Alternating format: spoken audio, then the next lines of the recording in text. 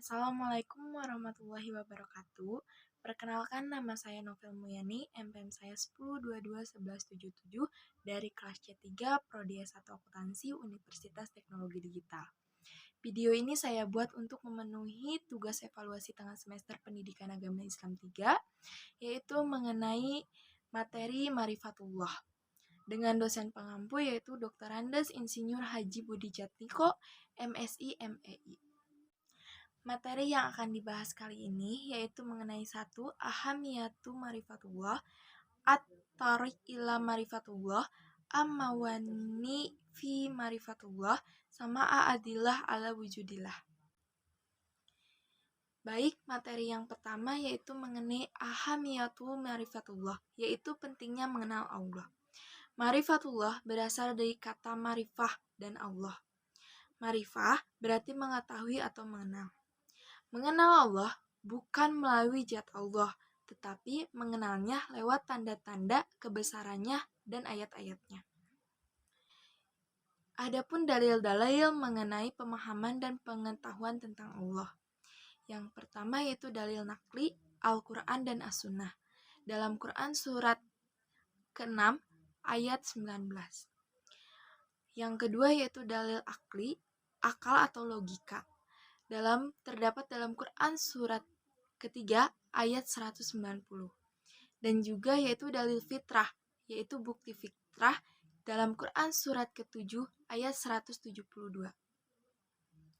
Yang selanjutnya yaitu manfaat mengenal Allah.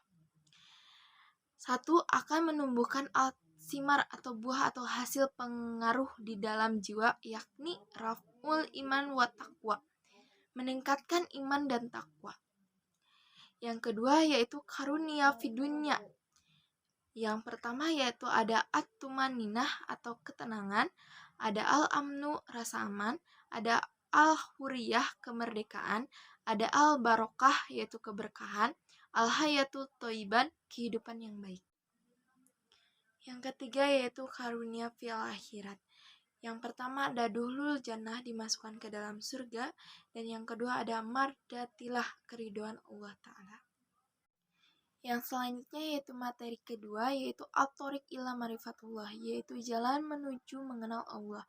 Melalui ayat-ayat Allah kita dapat mengenal Allah. Ayat-ayat Allah ada dua macam, yaitu ayat qauliyah, yaitu ayat-ayat yang difirmankan oleh Allah SWT di dalam Al-Quran. Allah SWT berfirman dalam Quran surat ke-95 ayat 1-5. Yang kedua ada ayat kauniyah, yaitu ayat atau tanda yang wujud di sekelilingnya yang diciptakan oleh Allah.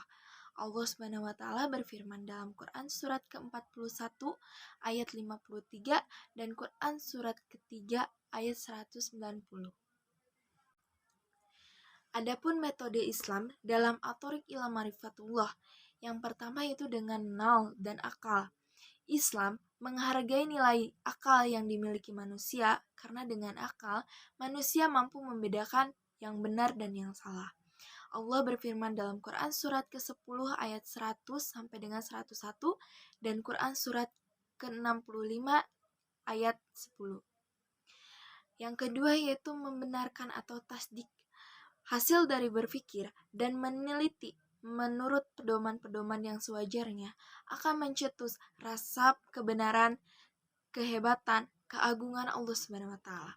Allah SWT berfirman dalam Quran surat ketiga ayat 191 dan Quran surat ke-50 ayat 37. Yang ketiga yaitu menghasilkan iman. Keimanan sejati kepada Allah Azza wa Jalla. Azza wa Jalla merupakan gelar Allah yang berarti Dialah pemilik kebesaran dan kehormatan. Allah lah yang maha kuat dan tidak terkalahkan. Yang selanjutnya yaitu materi ketiga yaitu mengenai al-mawani fi marifatullah, yaitu penghalang mengenal Allah. Sifat-sifat yang membuat penghalang terhadap Allah SWT yaitu ada dua, ada madratsul sahwat atau penyakit sahwat yang berupa kefasikan, kesombongan, kejoliman, kedustaan, dan banyak melakukan perbuatan maksiat.